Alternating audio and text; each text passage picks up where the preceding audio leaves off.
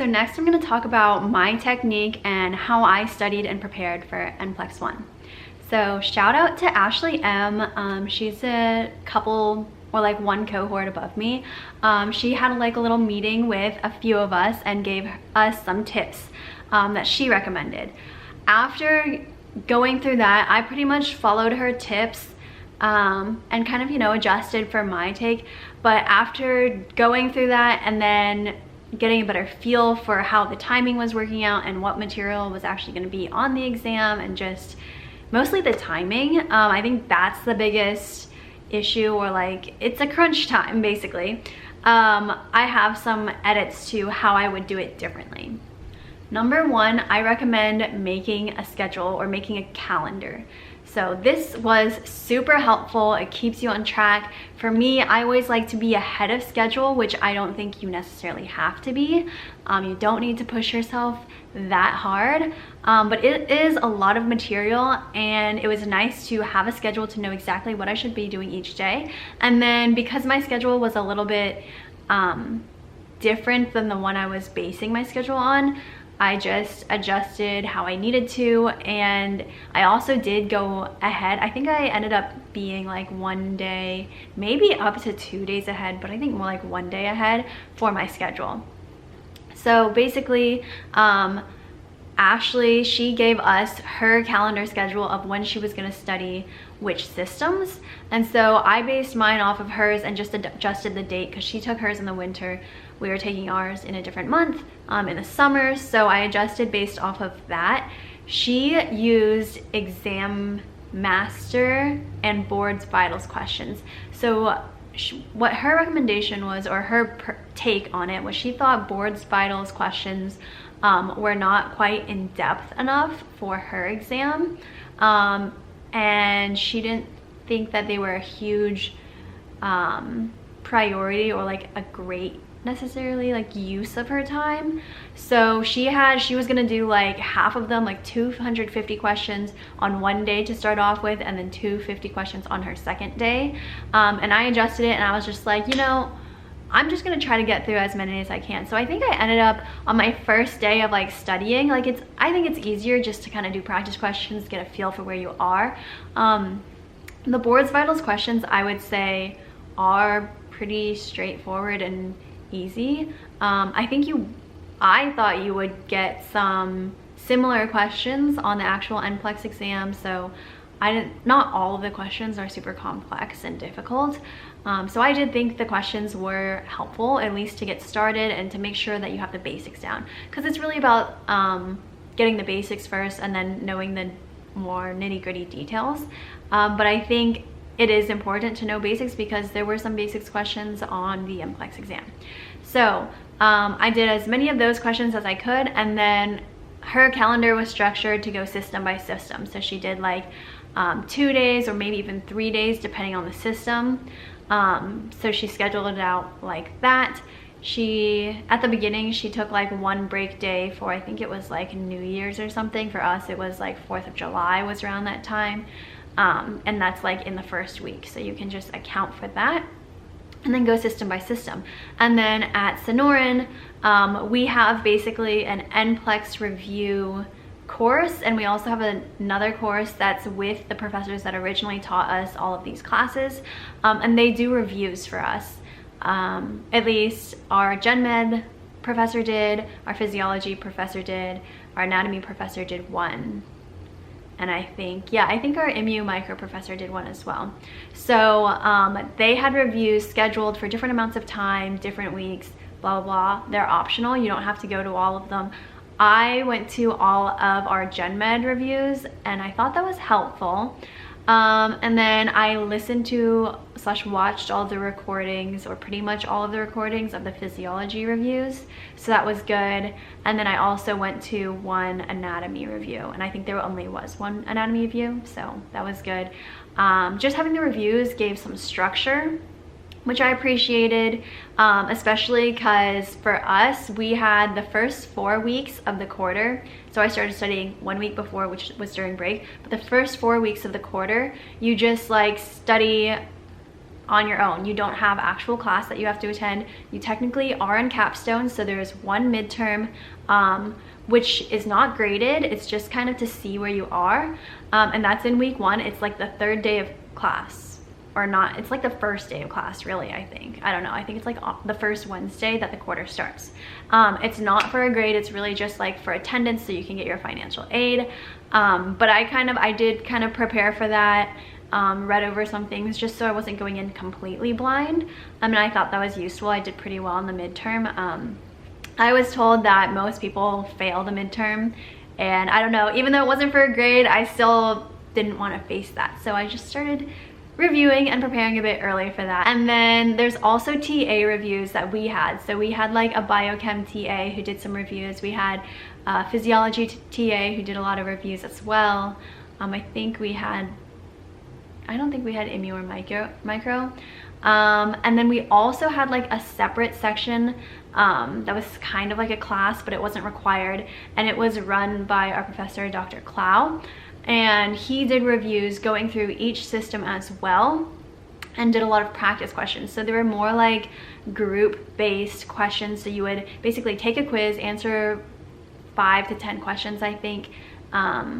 It was about 5, and there were 5 sets of questions. So it was like 25 questions for the whole session. The sessions were usually like 3 hours long, maybe 4 hours. They were kind of long, but they were useful. I thought. I went to all of Dr. Clow's sessions, and I found them very helpful, at least to go over all of the information.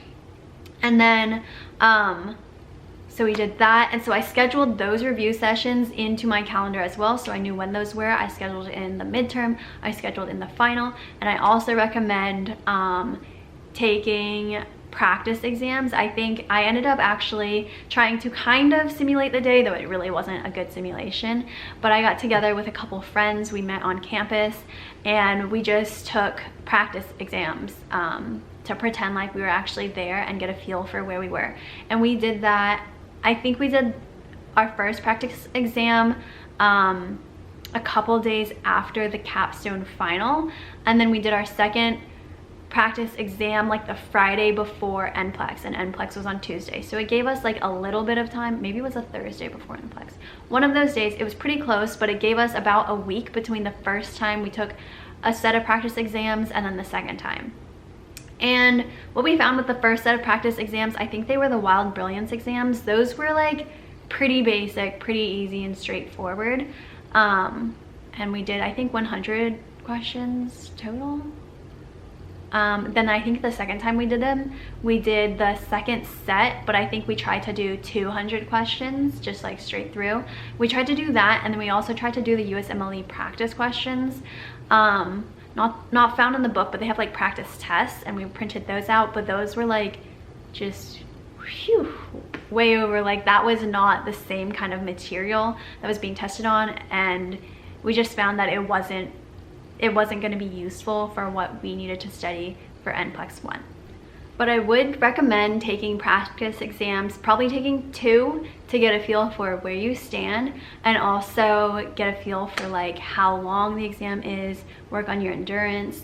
Ashley mentioned that like she like timed when she was going to drink her coffee to make sure that she was the most awake for the exam and not have that crash, or not have like just time. Yeah, I think it was the crash. I don't drink coffee or caffeine, so I wasn't really worried about that, but understand that. Yes, practice exams are good. Software that it's like the same software, but it's different. Anyways, I just wanted to show you, this was my calendar. I would link a screenshot if I could, but that's what it looks like. Hopefully you can see. I color coded it to make it a bit more obvious. But yeah, that was what it looks like, just to give y'all an example. So next I want to explain capstone and Nplex, at least for how it works at Sonoran. So you have the midterm I mentioned. It's not graded, it's just for your use. What's nice about the midterm is that our physiology professor, he broke down all of the questions that were involved. So all the questions are mixed together, like biochem, anatomy, immunology, all of them are mixed together. And then he breaks down like each subject area, so you know how you stand. So you can see how many questions you got right for biochem, how many questions you got right for anatomy, etc., etc. So you can see like where your weaknesses are and where maybe you can spend less time.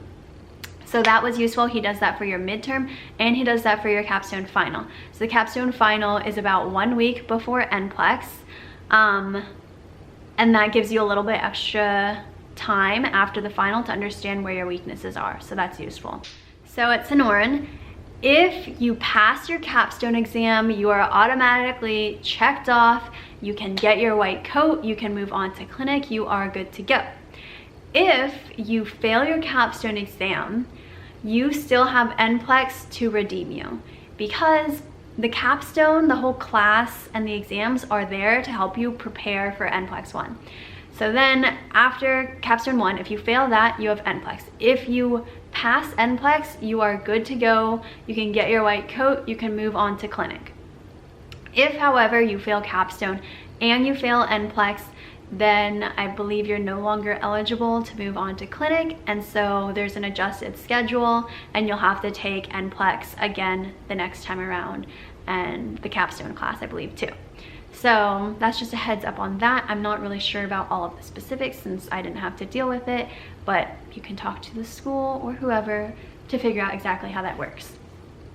If, however, you pass capstone and you fail Nplex, you can still move on to clinic and get your white coat and do all of that, but you need to sign up to take Nplex again the next time around. So that's in 6 months. The next Nplex, Nplex are written or taken August and February. So then you have to sign up for the February one, you have to take that one. And basically you have to keep signing up and keep paying for the exam each time until you pass it. However, you can still be in clinic and move on. So that's the good thing. Just depends on if you want to continue and do that.